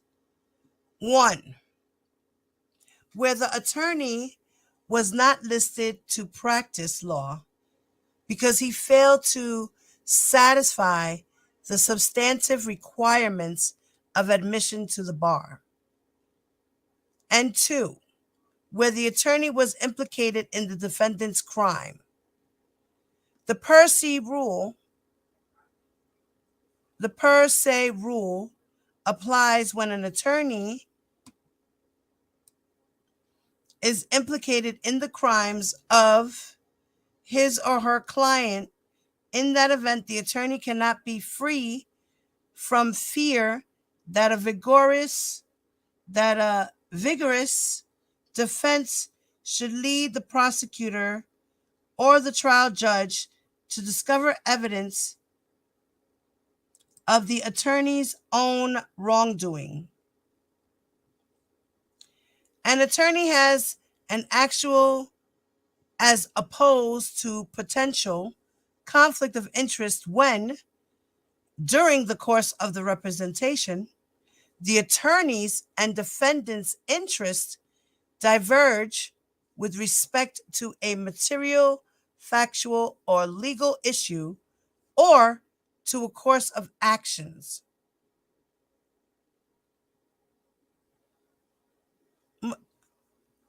And they didn't show the letter. They didn't get to show the letter. They didn't read the letter because they said not to read the letter out loud. But R. Kelly read the letter and he understood what was going on. And he said, well, that's just rumors. Now, we don't know if that's true or not. So we don't know what was in that letter. Remember, they sealed a letter that we could not see before the Crucio hearing that was submitted. Now, an attorney has an actual as opposed to potential. Okay, I read that. Now, the defendant is generally required to demonstrate prejudice to prevail on a claim of ineffective assistance of counsel. This is not so when counsel is burdened by an actual conflict of interest. Prejudice is presumed under such circumstances. Now, Judge Donnelly made sure she asked him, now you know that this is a conflict. Are you sure? Because you're waiving your right to whatever. So therefore, are you sure? Because if an appeal should come about, you cannot this cannot go in the appeal. You cannot complain about ineffective counsel. So in the case at bar, defendant is entitled to a new trial where his attorney labored under a per se and or actual conflict of interest that could not be wavered at a Crucio hearing held on July 15th, 2021, just weeks before the commencement of trial. Jane's prior attorney, Ms. Rodriguez, disclosed to the court that she was previously retained by Jane and other possible government witness, Jay Savage, in July of 2019. Rodriguez met defendant's attorney, Ms. Becker, in person at a bond hearing at the Dirksen Center in 2019. Ms. Rodriguez expressively told Ms. Becker that she represented Jane and Savage, instructing her not to contact Jane. Ms. Rodriguez provided a text message to the court that showed that Rodriguez texted Ms. Becker stating, I don't want the lines blurred regarding our role, and I think they are already blurred. Please do not contact them at all without my knowledge. Now, Rodriguez told the court that she later learned that Ms. Becker had been contacting Jane and Savage. According to Rodriguez, Jane suggested that she was getting advice from Becker in connection to how to handle the media. Rodriguez declined to divulge further information about her conversations with Jane, but stated that her representation formally ended when she received an instruction signed by Jane telling her to provide her attorney's file to her new attorney, Ms. Becker. So Ms. Becker confirmed that she had communications with Jane. The government also confirmed that Jane had told prosecutors that she had a lengthy meeting with Ms. Becker in August of 2019. Now, the government revealed that in their conversations with Jane revealed information to the government that she received from Ms. Becker that the government viewed as adverse to the defendant. After considering statements made by Ms. Rodriguez, the court noted that Ms. Rodriguez stated that Ms. Becker had given her clients legal advice that conflicted with the advice that Rodriguez had given her client. This court seemingly concluded that Ms. Becker had formed an attorney-client relationship with Jane while she was representing defendant, evidenced not only by Ms. Rodriguez's statement, but by the fact that Jane instructed Rodriguez to send her file to Ms. Becker. Now, the government further pointed out that Ms. Becker might suffer from a so-called Fulton conflict, which arises when a lawyer is accused of misconduct, whether true or not, in those scenarios. Oh, Fulton conflict.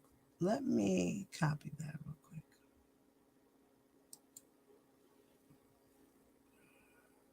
Hold on.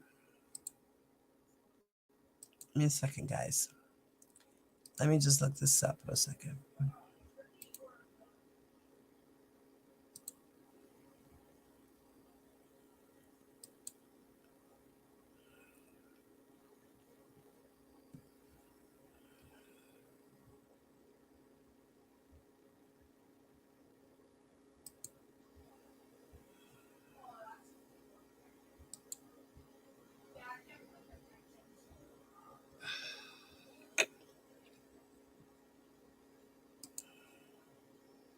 Okay, I looked it up. I'll check it out in a second exactly what it is. Let me just continue.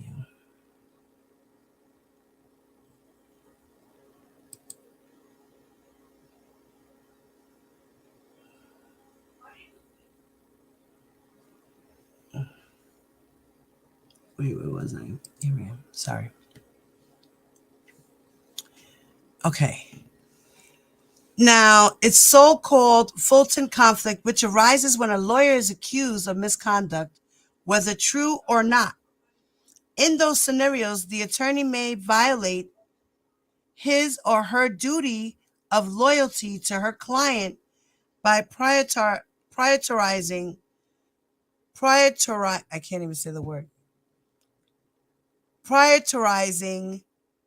her own interest in defending herself against accusations of misconduct. Fulton, supra. This court acknowledged that Becker did suffer from a conflict, but that it amounted to a conflict that could be waived and mitigated by ensuring that Becker did not conduct the cross-examination of Jane. This court afforded defendant the opportunity to consult with the third-party lawyer and admonished him before accepting his waiver of conflict-free counsel. You see, right. He accepted his waiver of conflict-free counsel. Now, defendant is entitled to a new trial where his attorney, Ms. Becker, labored under a per se or actual conflict of interest that could be waived.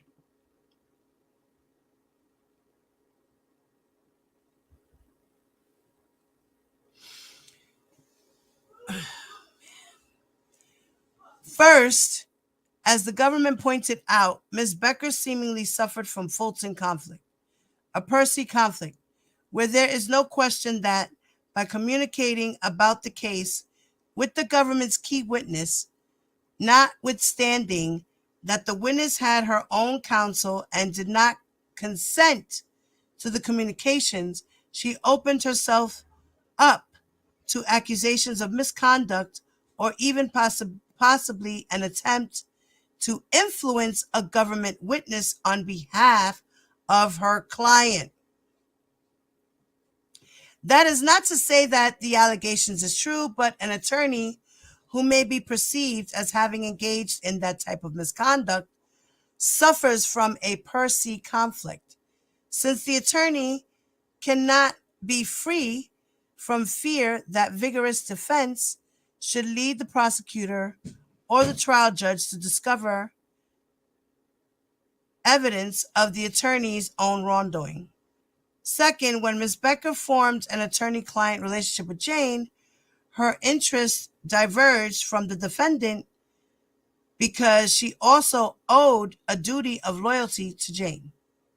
The government's key witness, Ms. Becker, was placed under inconsistent duties because of her representation of the defendant and Jane, an adverse witness. Prejudice must be presumed where Ms. Becker had at least one extended conversation with Jane about her relationship with the defendant and may have obtained privileged information from the file that Jane's prior attorney sent to Becker at Jane's request.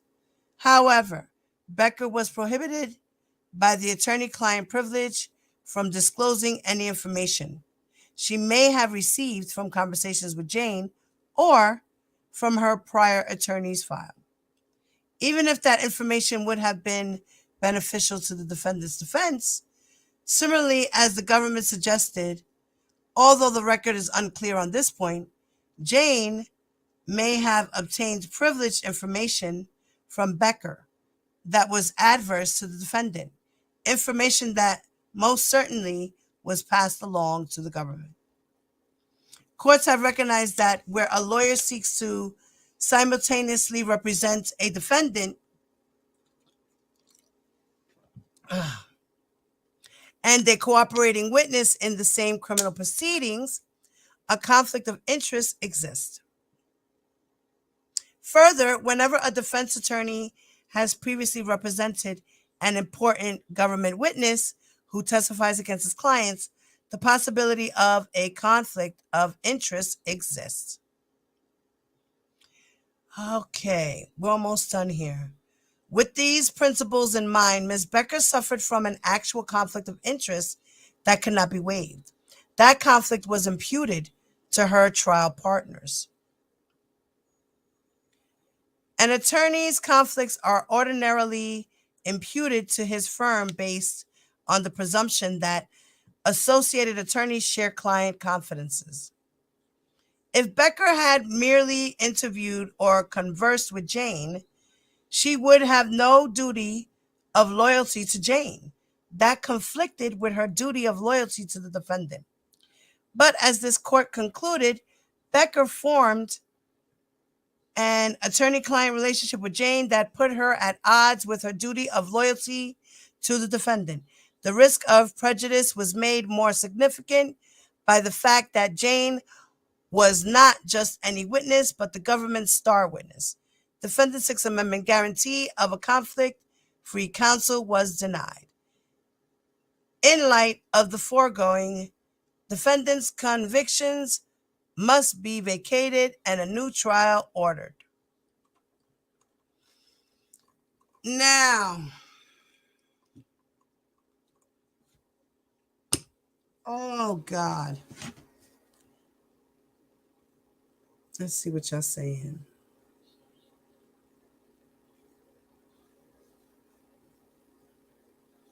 Right, the judge shouldn't have allowed her to continue.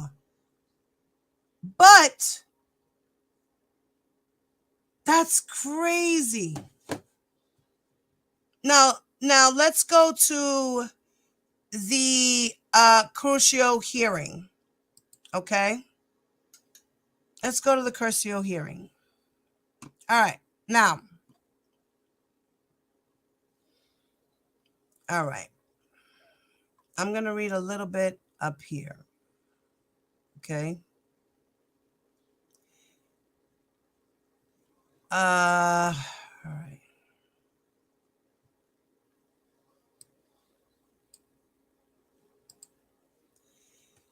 Now, this is the crucial hearing that happened on July 15th of 2021.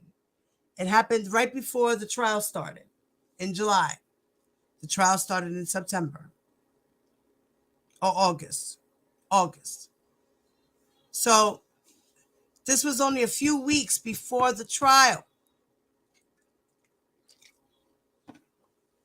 Now, throughout this hearing, the judge kept saying, you know, are you sure? Are you sure? Are you sure? She spoke to the court-appointed lawyer for the Curcio hearing for R. Kelly. She spoke to her and she said, listen, are you sure your client understands this? She double-checked it with him. She made sure, go take him to the corner, talk to him about it, explain it. Please let him know that he, you know, does he understand what we're saying? Now, the judge says in the hearing, she says, okay, and after speaking with Miss Haramati, which is the Curcio hearing lawyer, the pro bono lawyer for R. Kelly, pro bono lawyer for R. Kelly, she said, okay, and after speaking with Miss Haramata, sorry for mispronouncing your name, and hearing what I have explained to you, and based on the advice that you have gotten from Miss Haramati, do you still want to continue with Miss Becker as your lawyer? The defendant said, yes, ma'am, Your Honor, I do. The judge said, and do you understand that by choosing to continue with her, you are giving up your right to be represented by a lawyer who does not have a conflict of interest? At least you have two lawyers who don't have a conflict of interest, but at least insofar as she is concerned, you are giving up the right to have a third lawyer that doesn't have a conflict. Do you understand? The defendant, R. Kelly, said, that part I don't. The judge said, you have two lawyers who, as far as I know, are not conflicted. You've got Mr. Canick and Mr. Farinella. There is no allegation that anybody is conflicted. Ms. Becker is not your only lawyer, but I want to be sure that you are giving up the right to have her represent you without a conflict of interest. Do you understand? And he said, yes, I do, Your Honor. Then the judge said, okay, and that means that if you were to be convicted at a trial, you couldn't later claim that your lawyer, Ms. Becker, wasn't an effective lawyer because she had these conflicts or potential conflicts. Do you understand? The defendant, R. Kelly, says, yes, I do, Your Honor.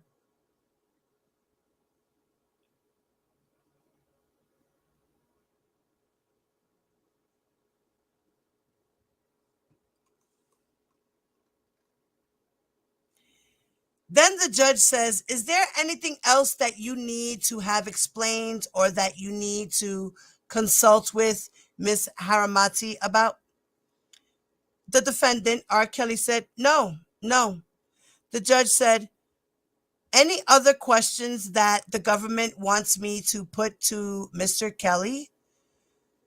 Ms. Cruz Melendez said, nothing, Your Honor. Then the judge said, okay, I think based on the record that we have established that Mr. Kelly is fully competent.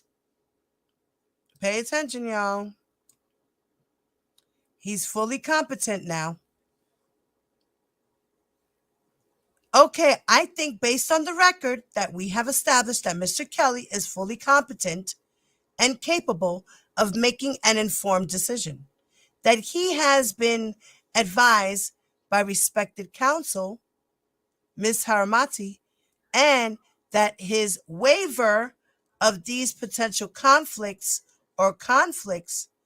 is knowing and intelligent, and so I accept the waiver at this point. I think it's fine to excuse Mr. Greenberg and Mr. Leonard, who I think are on the phone. Is that right?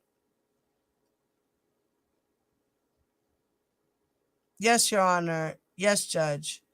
So you are excused from representation of this case. So that's when she let them go. She let them know they were able to withdraw from the New York trial, and they were done. And then they got terminated. And then the judge continues to say, and Ms. Haramati, you have the thanks and respect of the court for your efforts in this regard. I greatly appreciate it, and I don't think we need to have Ms. Haramati spend any more time with us here, unless she wants to, okay? Ms. Becker said thank you. The court said thank you so much. What do you guys think of that?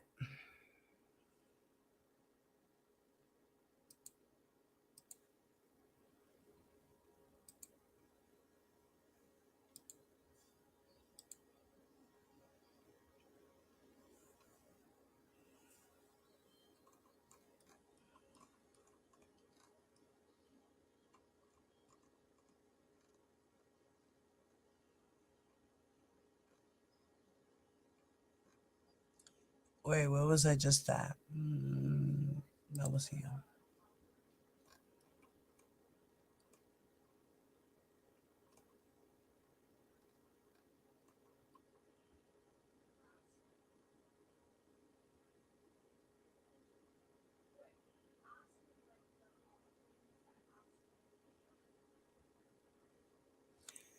Okay.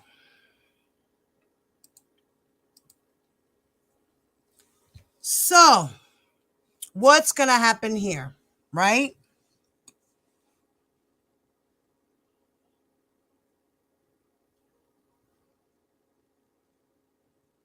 You're welcome, Mama.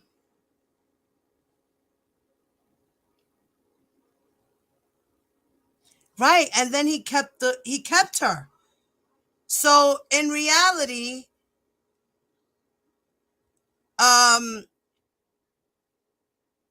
I don't understand where Miss Bonjean is going with this, when here, plain as day, the judge is saying he waived his right to his counsel. It didn't matter if there was a conflict or not. It was rumored. There's more to it, but I didn't want to read all of it. But this is the main idea of this crucio compared to what she stated in her motion for ineffective counsel, her memorandum for it, in order for a new trial. Crazy, right?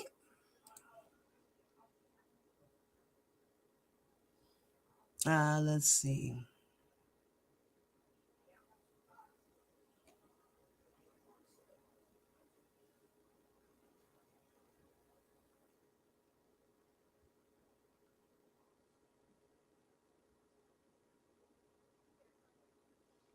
Okay, what is that coming from? Okay. Did it say county? No, it said conflict. Let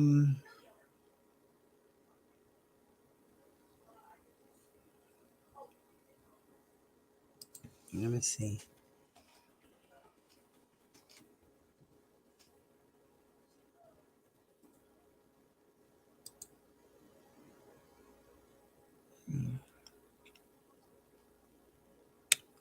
Okay, Search.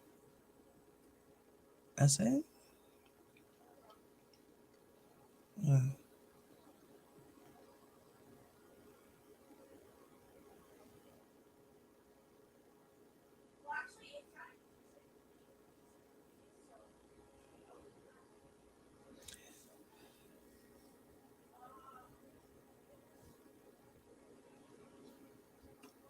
Oh, so that was just, I think, a motion that came out. Okay. Case law, that's all.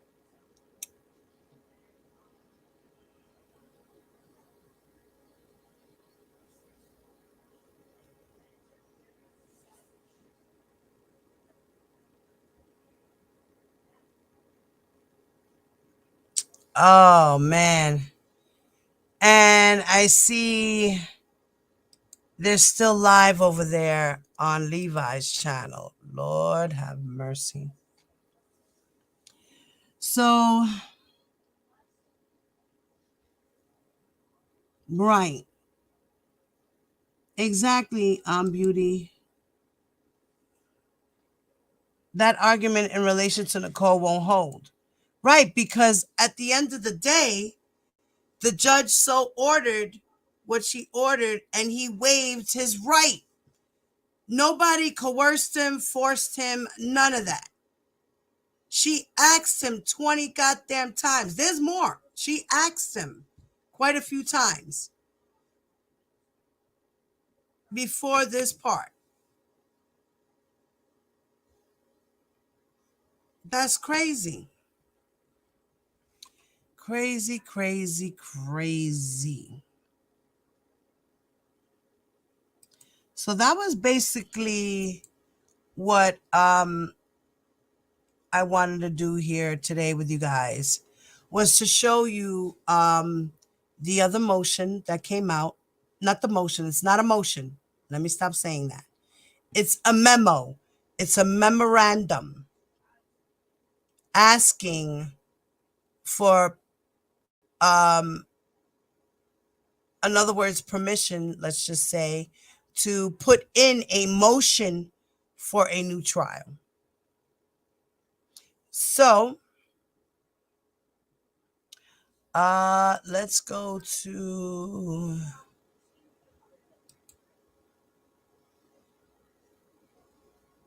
Let's go to my community wall. Okay.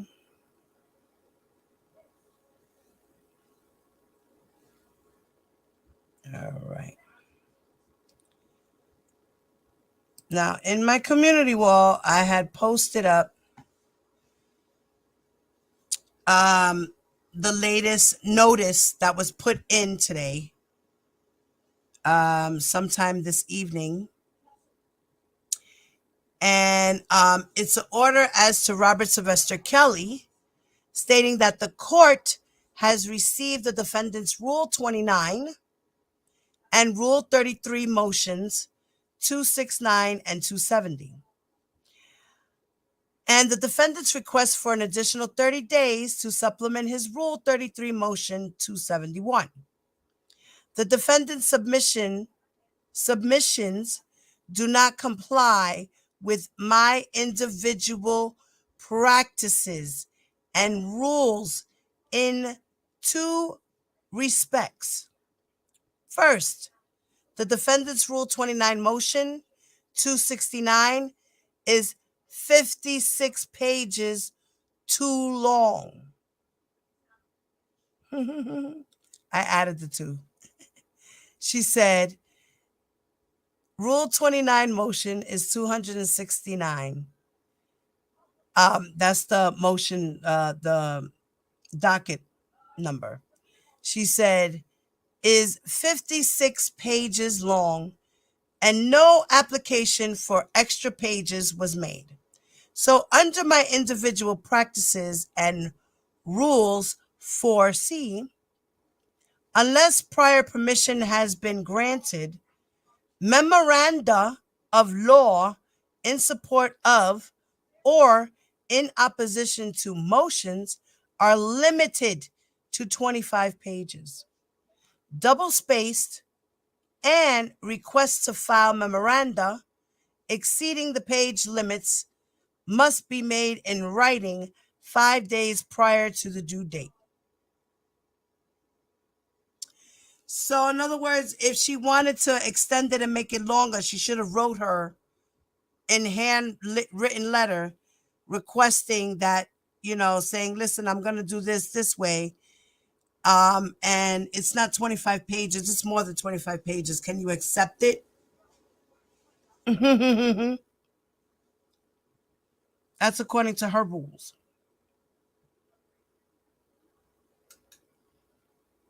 Now, the 269 motion is therefore denied without prejudice to refile in accordance with my individual practices and rules. The defendant must refile the motion no later than February 28th, 2022. The government's response is due by March 20th, 2022. They changed it from March 10th to March 20th. And the defendant's reply, if any, is due by April 4th, 2022, as opposed to it being due March 24th. So they changed the dates. Now, second, the defendant's 271 docket requests for 30 days to supplement his Rule 33 motion, which I construe as an extension request, must state, among other things, the government's position on the request. The defendant's submission does not provide this information. I therefore deny the motion without prejudice to refile. Any resubmission must state whether the adversary contents and, if not, the reasons given by the adversary for refusing to consent. See Individual Practices and Rules 2F, ordered by Judge Donnelly on February 18th, 2022. So that was that, guys.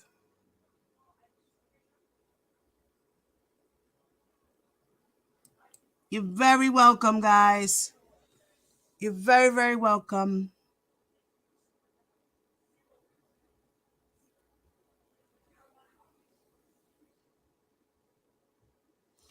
So guys, I'm going to end this live here.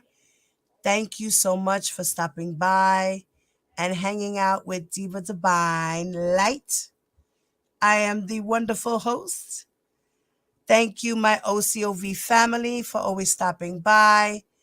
My other friends in the chat, thank you as well. Everyone in the bushes. I hope you guys have the rest of a great evening. Go watch Levi. Let's hang out over there. Let's see if maybe I might jump on the stream. Let's see what happens. So, guys, make sure you do me a favor, okay? You already know. Hit that like button. Subscribe if you are not. Hit the notification bell on all. Make sure you share the show. Thank you. And for those who are watching the replay, please make sure you leave your comments below. Make sure they're respectful so they stay. And I'm going to take you out with my intro. It's an old intro, but it's an intro that I liked and I'm going to use.